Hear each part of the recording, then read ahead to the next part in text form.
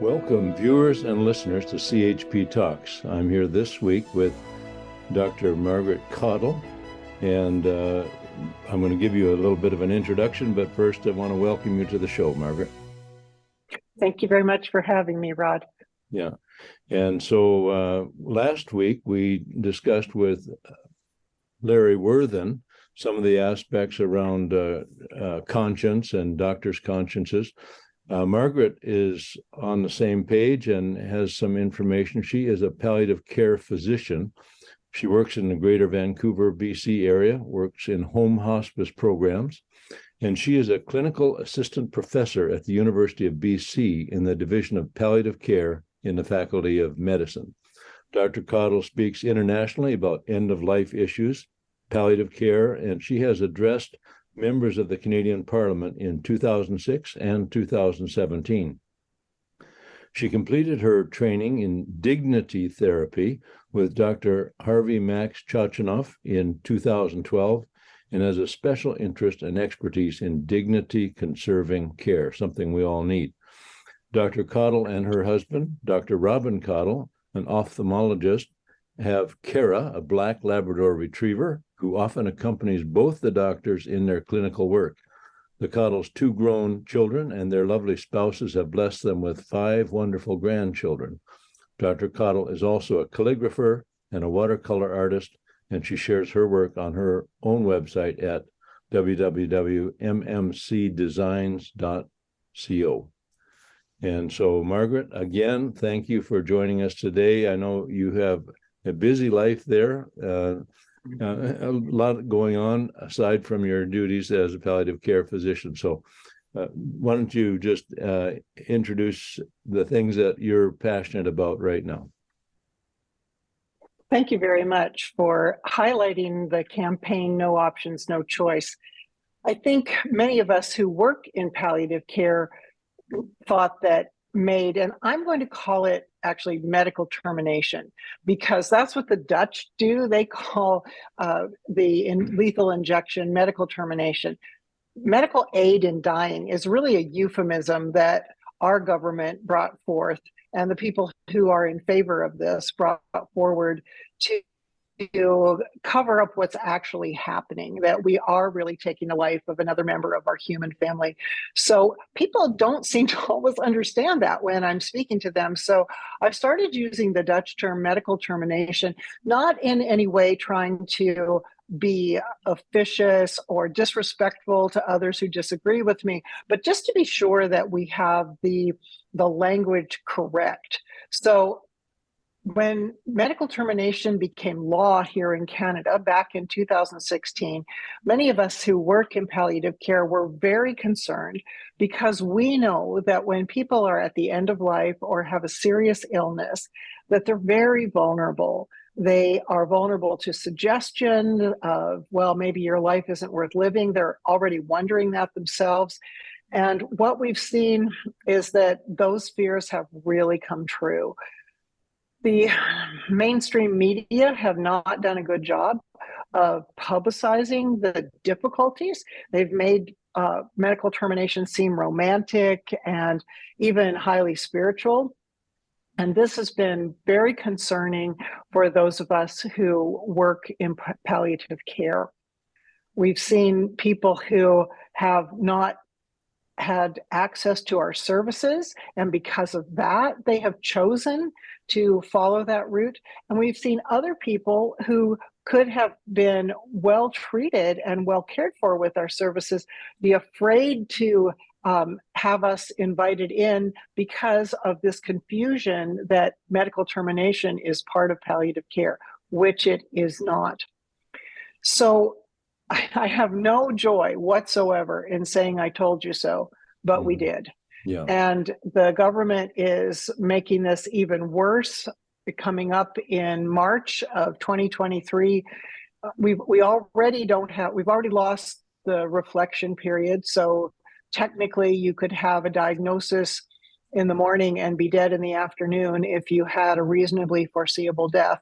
Now, our bureaucracy is such in Canada that it's a little bit of a safeguard against that, but it's technically legal for you to do that without even notifying your family, because it's so-called medical decision, so that you have confidentiality. So there's so many things that are wrong with this, especially for those of us who really believe that community is so important, and that how we care for one another not only affects just that person, but it affects us and it affects our society. If we think about our physical environment, the natural world around us, we all understand that we need to be good stewards of that physical environment, and that we pass it along. Someone once said, we don't inherit it from our ancestors, we borrow it from our grandchildren. Right. And the same is true of our metaphysical environment. The prohibition against one member of the human family taking the life of another member of the human family, even with a merciful idea behind it, has been in place since the time of Hippocrates, which was 400 years before Christ. So it's not simply this fundamentalist Christian idea. It's something that has protected patients and protected physicians and protected medicine for 2,400 years. And I know Larry spoke last week about conscience protection, so I won't go into that, but I'm here to say to your listeners and those who are watching us, if you care about having that kind of a heritage for your grandchildren, you need to get involved now. You need to find out what the candidates who are running in your ridings support, and what your provincial politicians support. You need to write to the health minister and to the premier in your own province, especially in Ontario right now. You can go back and listen to what Larry had to say last week about what's happening with the College of Physicians and Surgeons in Ontario, but it's quite frightening. And my husband said it's really not only medical termination, but it can end up being, and this is not an exaggeration, the termination of medicine as we know it as a profession, if what we're being asked to do is to suggest killing to our patients. I guess two things come to mind. One is, and I know there's a shortage of palliative care. Can you give us some idea what that shortage looks like across this country? How many Canadians would be happy and grateful for palliative care and cannot get it because we just don't have it available? It's a little bit difficult to tell because of it's hard to get the good statistics on this, but it seems that between 30 and 50% of Canadians have access to quality palliative care. And one of the things that's very concerning is that the people who are pushing medical termination, they like to cite this idea that, oh, well, everybody knows about palliative care, when we don't know what kind of introduction the patients have had. There's no quality control on that whatsoever. It's not peer reviewed. So that's a bit disingenuous to start with. But from studies that have been done, it looks as though across the board, it's only about 30 to 50% of Canadians who have access to quality palliative care. This becomes even more concerning when we realize that patients and families who are part of vulnerable communities may have even less access. So patients who are new immigrants or who are refugees or who are living with a disability or who are already wary of the medical system, people living in First Nations communities and people who are impoverished, other folks like that are already very wary about the medical system. And so when they hear that the things that are being offered, one of the so-called options it's being offered is death, they're going to be even more cautious about being involved with something like that, and will therefore end up having even less equity with the rest of the country in what's available in palliative care. And of course, if you're in a rural center, a rural area, you don't have access to the same kind of tertiary palliative care that you would have in a larger center. We do try to support physicians who are in rural areas, and that can be helpful, but it's a lot different if your nearest neighbor is 25 kilometers away than it is if the person lives right next door, or you have family just down the street. So there are a lot of inequities, and it's very concerning about that. The other thing that's concerning is that if the governments and the regulating bodies start saying things like, you have to make a referral. One of the things in Ontario that the college there is saying is that you have to tell people that MAiD is an option if they would qualify for it. Well, almost nobody doesn't qualify for MAiD. Yeah. Almost everyone qualifies. So that means that you could lose your license as a physician if you don't bring this up and somebody makes a college complaint.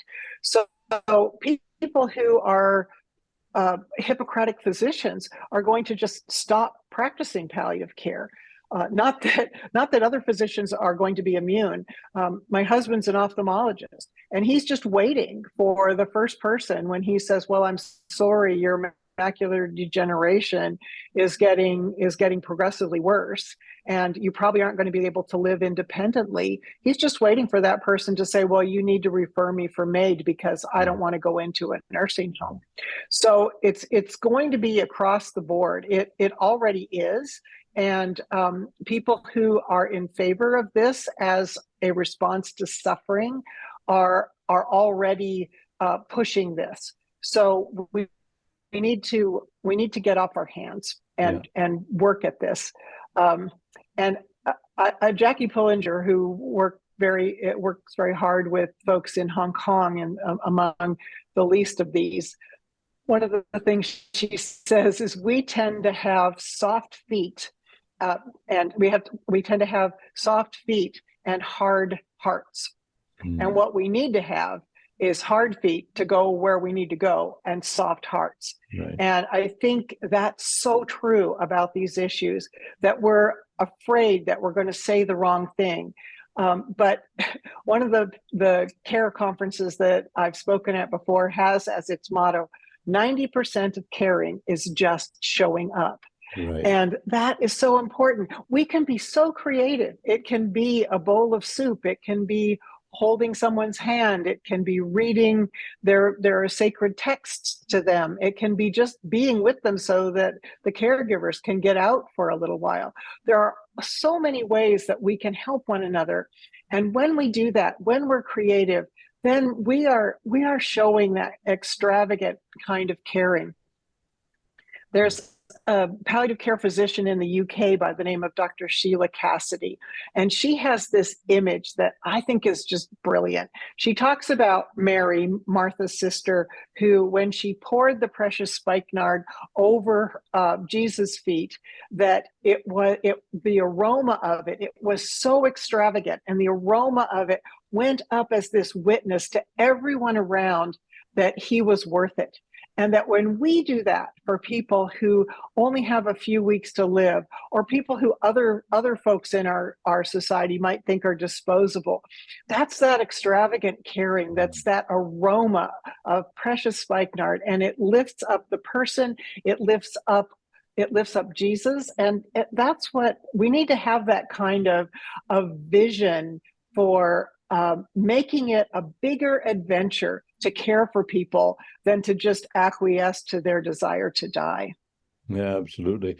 To what extent do you think, like this trend in society, that it's a death wish or a death spiral that we seem to be in, a death culture, to what extent is the motivation financial? Like when governments push the idea of MAiD or medical termination, how much of that is driven by a government simply usually that have overspent in other areas? They've wasted gobs of money, they've racked up debts, and then now in order to save a few dollars, they're willing to write off people in their last years or the last weeks. Is that a big issue, money? I think money is a big issue, and it's not just people in their last days and weeks. Folks who are living with disabilities are being written off right, left, and center. If you know about the case in Ontario, where the gentleman there was told he had terrible home care, and he said he wasn't going to go home because he almost died a couple times, was dragged across his kitchen floor, and several other things like that. And he recorded two different healthcare workers coming to his room and saying to him, well, we can't provide that kind of care that you need, but have you ever thought about MAiD? So it does save money. I think it's a little more complex than that. I think part of what's happened is that as Canadians, we're very polite, and we don't want to say to somebody else, you can't have something that you want. And so when you look at why people ask for medical termination, a lot of it has to do with control. They can't do the things that they once were able to do that brought them pleasure. They maybe need help with their activities of daily living. They're fearful in the future of having pain. Very few requests are because of symptoms at that moment, but it's fear of those symptoms in the future. Fear of being a burden to their families, fear of financial loss, those types of things that all center around this idea of control. Those are the main reasons across the board throughout the world that people ask for this. And we're not even talking about people who don't ask for it, but there are reasons that people ask for it. So it's easy to say, okay, well, if that's what they want, then who am I to interfere? It's their autonomous right. But I would say to you, we give up our autonomy all the time for the good of the community. We understand this. That's what laws are all about, to stop bad things from happening and to encourage good things to happen. And so one of the things, I just was speaking at a high school last week, and one of the things I did was I had one student stand up and represent the patient. And then I got all these other students standing up. Someone represented the doctor, the nurse, the ward clerk, the care aide, the pharmacist, the funeral director, the first responders, the clergy, the family, the friends, the social worker. You can go on and on. Teachers, legislators, all of these folks who are there. And I said, how autonomous does this decision look to you? Because every person up here, besides the patient, is representing a whole group of people. And if you made a truly autonomous decision to take your life, we would be very sad, and we'd be second guessing ourselves. Did we not see this coming? And if you went out behind the barn and shot yourself, or if you took too many pills and you died, or you overdosed on an opiate medication, those things we would be very sad about those things, but we wouldn't have been complicit in the same way that we are when we pass legislation that says, if you don't want to be alive and we think that we agree with you that your life isn't worth living, then we'll make it happen. And every single one of those people who was involved in that death is complicit in some way. So it's not really all that autonomous to do that. And I guess the other thing that I talked about with the students, and I would like to say here, is it's really easy to listen to this and to hear all this flowery language of autonomy and peaceful death and all of these other things. But what do you really have to believe in order to see medical termination as a societal good? So you have to believe three things. And this is stating it very starkly. I mean, I wouldn't go into a discussion with someone who's not quite sure about this issue and be this stark. But the way that it's been manipulated, the language has been manipulated in the media, I think it's worth talking about. What are the really stark things that lie behind this? If you have to believe these things, if you're going to say this is good for our society. First is, you have to believe that some lives are not worth living. Because if you believe that every life was worth living, you would be preventing every person who said, I wish I were dead. You'd be coming alongside that person and trying to help that person see how his or her life mattered to the rest of us and to even to himself. The second thing you have to believe is that it's okay to cross that bright line that we've had for 2,400 years, that we don't kill each other, except in cases of self-defense. In Canada, decades ago, we decided that we weren't going to have capital punishment for lots of different reasons, but there might be someone who would die who was innocent. And when the court decision came down in 2012 in British Columbia, the judge who heard that case acknowledged that there would be some people who would die, almost like die innocently. But she said, well, we don't stop people having hip replacements just because some people might die. It's breathtaking, really, how that is. So you have to believe that some lives are not worth living. You have to believe that it's okay for one member of the human family to take the life of another. And at least in some cases, you have to believe that killing is better than caring. And those things are pretty stark. But if you're going to have medicalized killing in your culture, you have to believe those things in order to pass the laws to say that this is going to be a societal good. And after the laws have been passed, the people who are not sitting at the bedside of patients who are suffering, not sitting there with families, and seeing how there can be such amazing healing that happens in those places. I call it the gold refined by fire. Granting somebody this wish of autonomy. Many of you may not be old enough to remember the little gold trinkets that came in the Cracker Jack boxes. But to me, that's the kind of gold that you get when you just say, oh, you want to be dead? Fine, we'll make sure that happens. But the pure gold, the gold refined by fire that we get when we care for one another, even when it's hard, that's what they're missing. And they're adding things up at the bottom line and saying dead people don't use resources, but they're discounting all this beautiful gold that we have in our society that teaches our children and our grandchildren that loving is the best thing. One of the things that Winston Churchill said was, democracy is the worst form of government, except for all the others. And I think as Christians, we have to think a little bit like that about rights, that rights are an admission that love has failed. If all of us looked out for the rights of everybody else, if each of us did that, we wouldn't need to have rights if we had those interests, but we don't. So we have to have rights. But I think we could do a little less celebrating about these rights. And I love the last part of 1 Corinthians 12, where it says, and now I will show you the most excellent way. And the way that Paul goes into in the most excellent way is not the way of rights, like if I want to be dead, you need to kill me.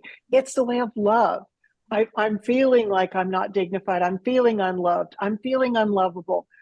Help me to reframe hope. Help me to show me that I'm loved. Show me that I mean something to you and that I matter to you, as Dame Cicely Saunders said, to the very last moment of my life. I don't want my worst day to be my last day. I want people around me who are, when I'm feeling like that, that I really wish I were dead, who say, oh, we love you. We'll care for you. We'll take care of your symptoms.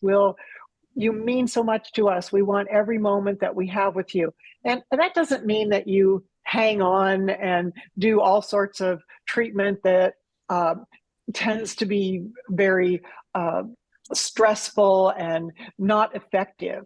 But it does mean that we don't just check out the moment that it's no fun anymore. I had a patient tell me one time that he really had no other major symptoms, but he just said there's no joy anymore. Well, how did we get to the place in our culture where we think it's okay for someone to come into that man's home and take his life because he's not finding joy anymore?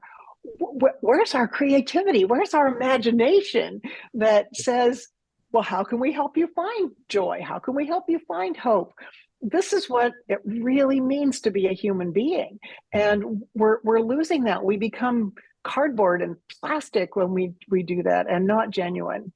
It seems like not too long before the MAiD decision was taken, the Supreme Court decision that led to MAiD. Of course, this current government, Mr. Trudeau and his gang back in 2016, they were only too happy to work out the plans that had sort of been set in motion by the Supreme Court, rather than fighting to defend innocent life. But it seems like before that, there was a lot of emphasis on preventing suicide, the tragedy of suicide, and the inner cities and on native reserves and various places where suicide has been a particularly onerous reality for people, and they've had to live with the terrible aftermath of a suicide. I mean, I've been exposed to those myself.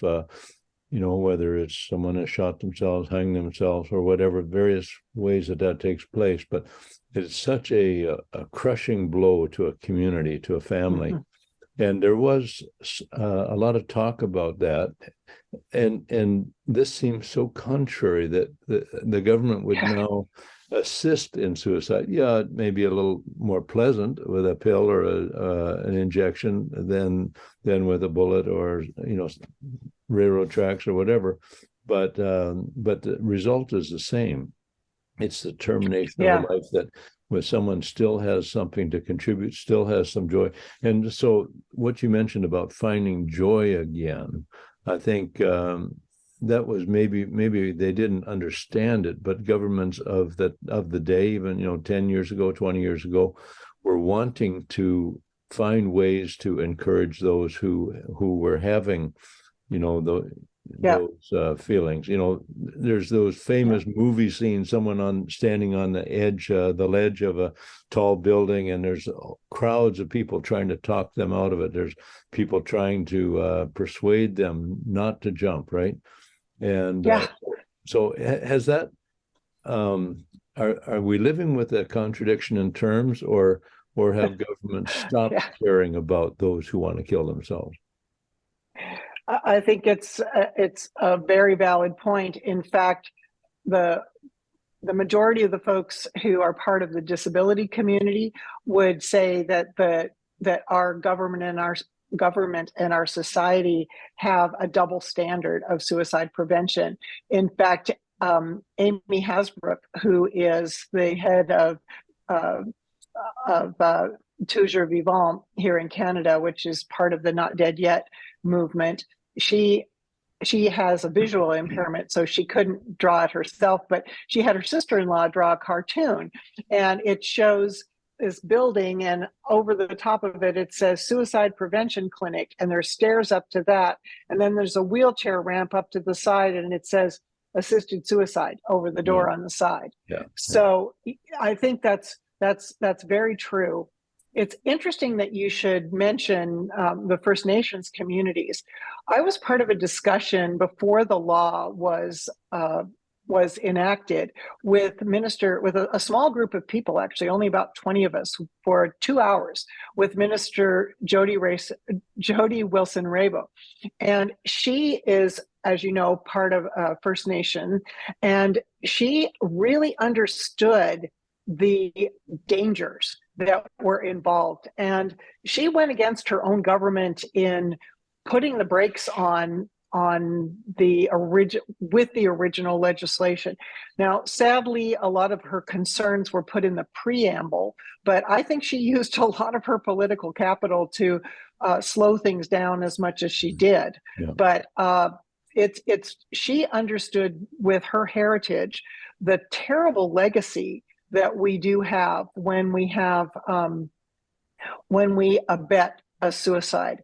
And it's interesting that you should bring that up, because one of the health minister in Quebec, around the time that the legislation was brought in, he ended up having to send out a memo to his emergency room physicians. And this gentleman was a man who supported medical termination, but it must have irritated him to have to send out the memo to the emergency room doctors to tell them that if someone came in who had attempted suicide, that they were to resuscitate that person, because the doctors in the emergency room were so confused that now we've got assisted suicide.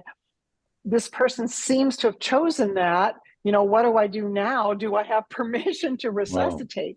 Wow. And so he did send out the memo, but I bet it really bothered him to have to send it.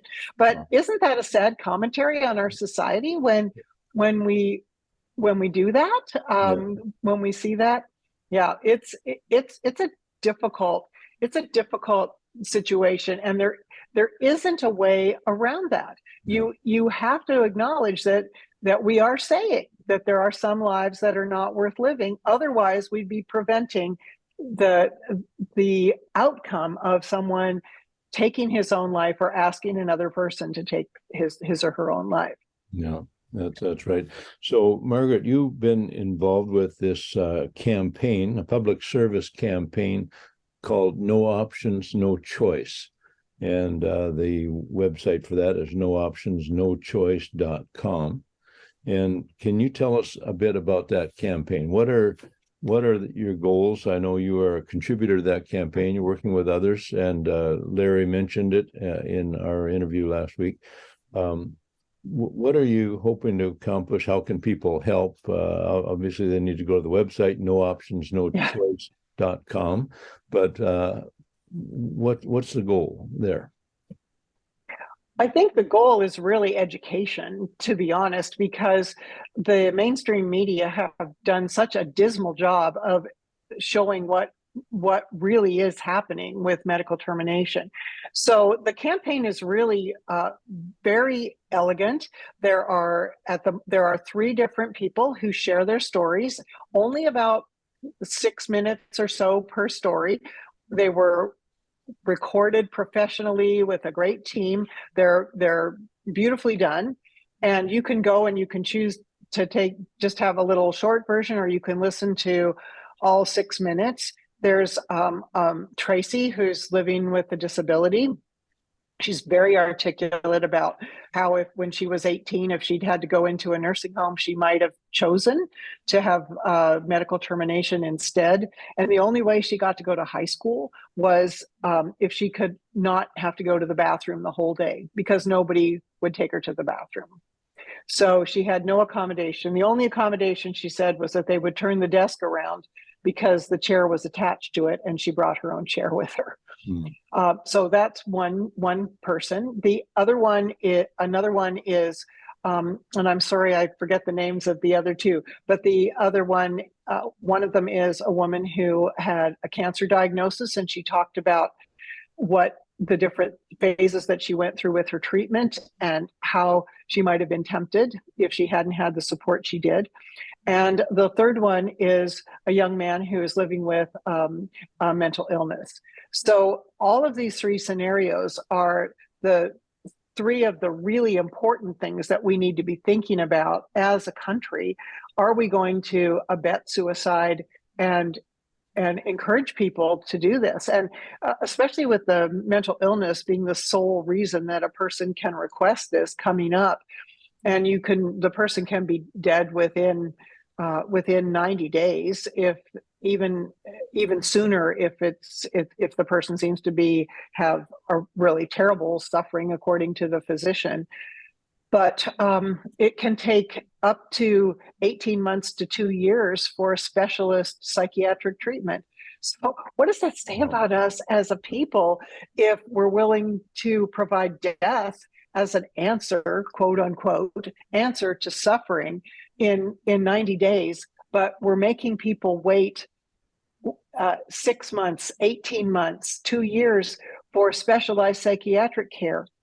It's the same here in Vancouver for referral to the complex pain clinic. It can take a year or more to get a referral there.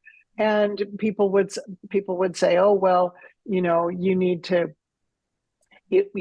I'd rather be dead than have this kind of pain. Well, that may be true, but the answer is not killing the person sooner. It's getting them help sooner. Yes. And boy, all these communities too, where people are already living on the margins, to be offering this. It was even offered to one of our veterans, for heaven's sakes, who was suffering from some effects of being in the service and PTSD, and they offered him medical termination as a so-called solution to his suffering. When we say that death is a solution to suffering, that causing the death of another individual is the solution to his or her suffering, we have really lost sight of our roots as a caring community and as a country who cares about those among us who are most vulnerable and most needy.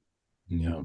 Well, Margaret, thank you so much you've done a very good job of laying out the parameters of the terrible predicament that we have. It's like we've painted ourselves into a corner here, and rather than looking for solutions or stopping, the government seems to be cranking up the machine here. And some kind of I think part of that is because once you start down this path, how do you stop?